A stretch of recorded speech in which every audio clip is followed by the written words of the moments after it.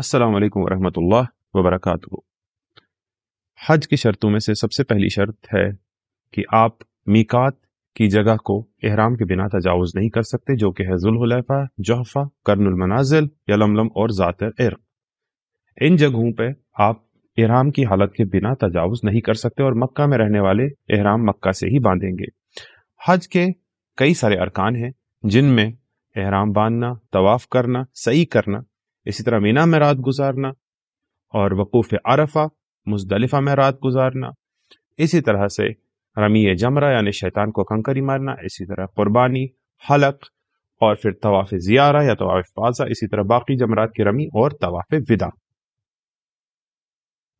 हज के 3 अक़साम होते हैं, यानी हज इफ़राद, हज क़िरान और हज तमत्तु। हज इफ़राद में सिर्फ इरादा हज का होता है।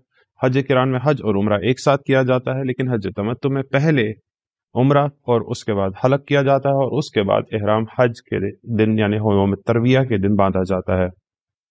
तीनों किस्म के हज करने वालों की नीयत अलग अलग होती है। हज इफ़राद करने वाले जो है नीयत सिर्फ हज की करते हैं, अल्लाहुम्मा लब्बैक हज्जन। इसी तरह क़ारिन अल्लाहुम्मा लब्बैक उम्रतन व हज्जन, यानी दोनों की। इसी तरह तमत्तु वाले सिर्फ उम्रा की नीयत करते हैं। तवाफ़ुल कुदूम हज इफ़राद और क़ारिन के लिए, और तमत्तु वाले उम्रा का तवाफ़ करेंगे। इसी तरह इफ़राद वाले हज की सही करेंगे, तमत्तु वाले उम्रा की सही करेंगे और क़ारिन हज और उम्रा दोनों की सही एक साथ करेंगे। हज तमत्तु करने वाले उम्रा के बाद हलक करेंगे और हलाल होकर 8 ज़िलहज तक इंतज़ार करेंगे, जबकि हज इफ़राद और हज क़िरान करने वाले हलक नहीं करेंगे और इहराम की हालत में ही 8 ज़िलहज तक इंतज़ार करेंगे। हज तमत्तु, हज इफ़राद और हज क़ारिन तीनों मिलकर 8 ज़िलहज को मिना रवाना होंगे और मिना पहुंचकर 8 ज़िलहज को ज़ोहर, असर, मगरिब, इशा और अगले दिन की फज्र अदा करेंगे। ये नमाजें पूरी पूरी या जमा करके भी अदा की जा सकती हैं।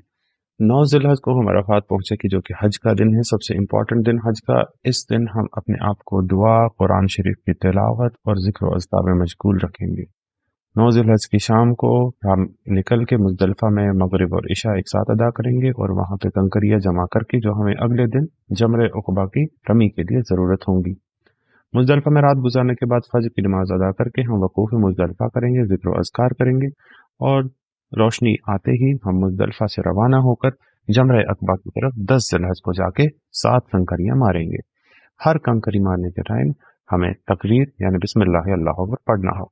बाद हज क़िरान और हज तमत्तु करने वाले कुर्बानी अदा करेंगे, लेकिन हज इफ़राद करने वाले कुर्बानी अदा नहीं करेंगे, क्योंकि वो हदूद हरम में ही रहने वाले होते हैं। और उसके बाद हम हलक करेंगे। हलक के बाद हम इहराम की पाबंदियों से आज़ाद हो जाते हैं, सिवाय एक पाबंदी के जो हम अभी भी नहीं कर सकते, जो कि सोहबतुन निसा है। सोहबतुन निसा तब हलाल होते हैं मुफरिद और क़ारिन जब वो तवाफ़ ज़ियारत करते हैं, लेकिन हज तमत्तु वाले सही के बाद मुकम्मल तौर पे हलाल हो जाते हैं। इसके बाद 11 ज़िलहज से 13 ज़िलहज की रातें एक हाजी को मिना में गुजारनी होती है। इन दिनों के दौरान एक हाजी को मिना में रहकर तीनों जमरों को रमी करनी होती है। सबसे पहले छोटे जमरे को, फिर बीच के और उसके बाद सबसे बड़े जमरे को। कंकरी जो 7 बार मारनी होती है, बिस्मिल्लाह अल्लाहु अकबर पढ़ के कंकरी मारते हैं।